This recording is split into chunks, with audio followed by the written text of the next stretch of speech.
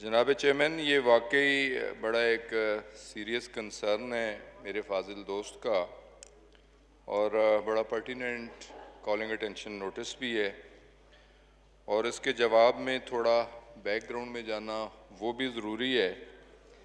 सबसे तो पहले ये मैं कहना चाहता हूँ कि जो यूरोपियन एविएशन सिक्योरिटी एजेंसी है, सेफ्टी एजेंसी है, ये ओवरऑल दुनिया भर में जहाज़ों की सेफ्टी, पैसेंजर्स की सेफ्टी उसे इंश्योर करती है, सर्विलेंस रखती है और साल ब साल अपनी ऑब्जर्वेशंस देती रहती है।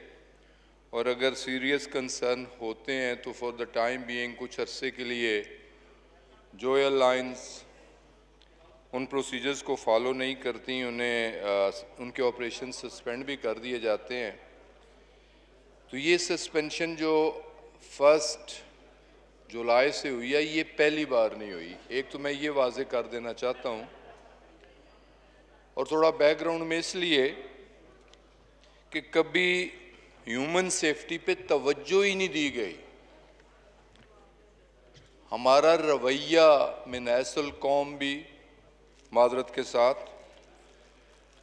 और जो जिम्मेदार लोग हैं उनका भी केयरलेस एटीट्यूड और ये ऑपरेशंस, ये ऑब्जर्वेशंस इस यूरोपियन एविएशन एजेंसी की तरफ से इससे पहले भी ऑपरेशन सस्पेंड हुए हैं। और मैं बताना चाहता हूं कि 2007-8 में भी जब हमारे पास B747 जंबू जेट थे और A310 जब हमारी एयरबस फ्लाई करती थी यूरोप के लिए, तो वो सेफ्टी मेजर्स ना अपनाने पे उस वक्त भी ऑपरेशन सस्पेंड हुए थे। तो ये सब कुछ पहली बार नहीं हुआ।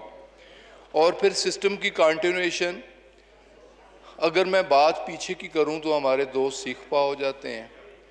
ये सिलसिला शुरू ही 2008 से ऑनवर्ड हुआ। 2008 में किसकी हुकूमत थी, कौन लोग थे? 2013 में किसकी हुकूमत थी, कौन लोग थे? लास्ट उनकी ऑब्जर्वेशन 2019 में आई। जो उनकी ऑब्जर्वेशंस थी 6 पॉइंट ऑब्जर्वेशन थी। 5 उनके कंसर्न हमने एड्रेस कर दिए थे, एक कंसर्न उनका बाकी था जो अंडर कंसिडरेशन था और नियर कंप्लीशन था। लेकिन अनफॉर्चुनेटली 22 मई का जहाज़ का वाक़या हो गया, एक एयर क्रैश हो गया और उस एयर क्रैश में 100 जानें भी गईं। और इंक्वायरी इन्वेस्टिगेशन बोर्ड में जो गो के वो इंटरम रिपोर्ट थी, लेकिन ह्यूमन एरर सामने आया, पायलट एरर सामने आया। और फिर उसके साथ ही साथ जो रिपोर्ट मैंने असेंबली में पेश की, उसके साथ ही साथ एक अहम इशू वो भी ज़ेरे बहस आया और काफ़ी हाईलाइट हुआ। और वो इशू था जो कि सुप्रीम कोर्ट ऑफ पाकिस्तान की हदायत पर सुओ मोटो एक्शन पर PIA की इंतज़ामिया ने PIA के एम्प्लॉइज़ के क्रीडेंशियल्स स्क्रूटनी करने शुरू किए, स्क्रीनिंग करनी शुरू की, छांट-बीन करनी शुरू की।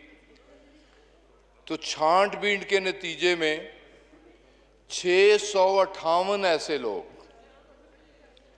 जिनकी डिग्रियां जेली थीं, उनमें 17 पायलट भी थे, उनमें 96 इंजीनियर्स भी थे। एक ऐसा इंजीनियर भी था जिसकी FSC की डिग्री भी जेली थी और उसकी BSc की डिग्री भी जेली थी। वो सिर्फ मैट्रिक पास था, उसे भी पैसे लेके डिग्री दे दी गई और फिर सिफारिश के साथ नौकरी दे दी गई। और ये देखने की बात, ये सब कुछ हुआ किस दौर में? और माजरत के साथ जब मैं हकायक पर पर्दा उठाता हूं तो हमारे दोस्त सीख पा हो जाते हैं। ये सिलसिला ही 2008 से लेके 2018 तक हुआ। 658 कॉकपिट क्रू, केबिन क्रू। मेरी बहनें आराम से सुन लें, फिर अगर किसी ने जवाब देना हो तो ज़रूर जवाब दें। तो 658 लोगों की डिग्रियां जेली निकली, फिर इस पे अलर्ट हुआ, पायलट्स की डिग्रियां चेक करनी शुरू हुई, पायलट्स की क्रीडेंशियल चेक करने हुए शुरू किए, उन पे इंक्वायरियां शुरू हुई तो पता चला कि 28 पायलट ऐसे हैं कि जिनकी डिग्रियां जेली, उनके खिलाफ कानून के मुताबिक प्रोसीडिंग शुरू की। मजीद 19 फरवरी में एक इंक्वायरी बोर्ड तश्कील दिया, इंक्वायरी बोर्ड में वो तादाद बढ़नी शुरू हो गई। तो जनाब ये सारा एक बैकग्राउंड था जो कि एक सफाई का अमल, हमारी गवर्नमेंट एक रिफॉर्म की गवर्नमेंट है, बेहतरी की गवर्नमेंट है, अदारों को ठीक करना हमारा मैंडेट है और पिछली गंदगी की सफाई भी हमारा मैंडेट है कि अदारों को ठीक करना।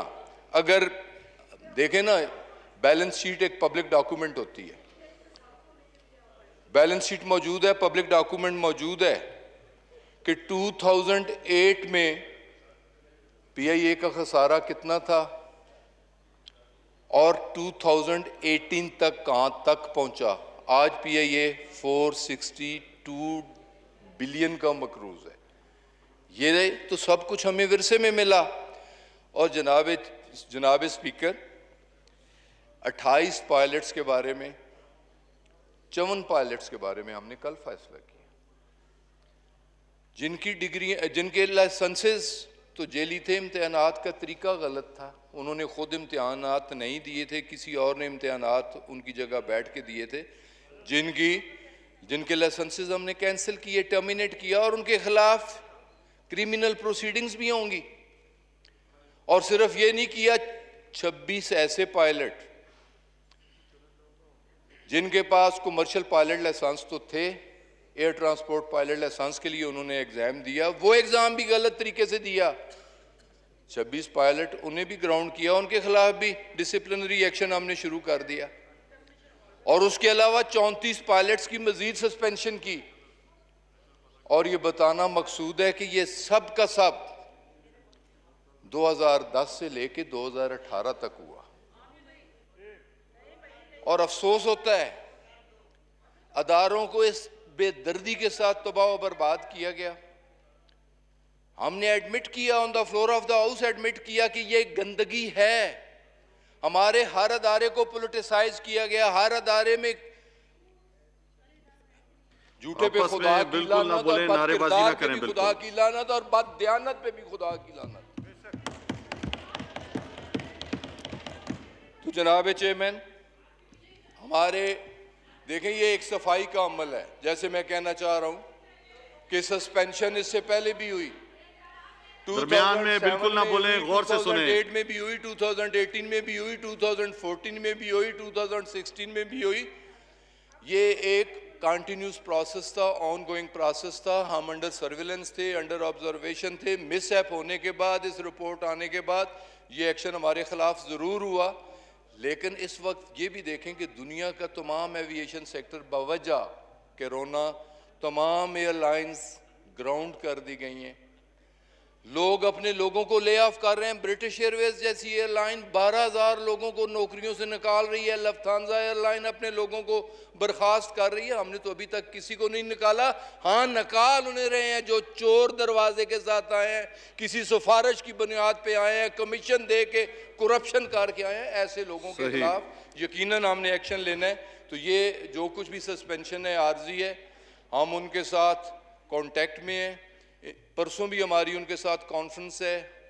जर्मनी में जो हमारे एम्बेसडर हैं, उन्होंने यूरोपियन यूनियन की जो सेफ्टी एजेंसी है उसके साथ हमारी वीडियो कॉन्फ्रेंस रखवाई है। हम उन्हें भी मुतमिन कर रहे हैं। मुतमिन किस तरह होंगे? सफाई के प्रोसेस मुकम्मल होने से वो मुतमिन होंगे। जब हम सफाई करेंगे तो इंशाअल्लाह ताला पीआईए की नेकनामी होगी, पाकिस्तान की नेकनामी होगी। यकीनन बिहाइंड दी बार होंगे वो लोग जिन्होंने गलत काम किया है, और जिन लोगों ने उनकी सरपरस्ती किया उन्हें भी हम सामने लाएंगे, उन्हें भी नंगा करेंगे और उनके खिलाफ भी क्रिमिनल चार्जेस होंगे। और इसके लिए अपील का भी एक टाइम है, 2 महीने अपील का टाइम रखा गया है। इंशाअल्लाह ताला उसमें भी लॉ मिनिस्ट्री के साथ, अटॉर्नी जनरल साहब के साथ कंसल्टेशन का प्रोसेस जारी है और कुछ दिनों के अंदर इंशाअल्लाह ताला हम अपील में भी चले जाएंगे और आने वाले दिनों में इंशाअल्लाह ताला ये ऑपरेशन रेस्टोर भी होगा और PIA इंशाअल्लाह ताला एक नई एयरलाइन बन के बहुत शुक्रिया।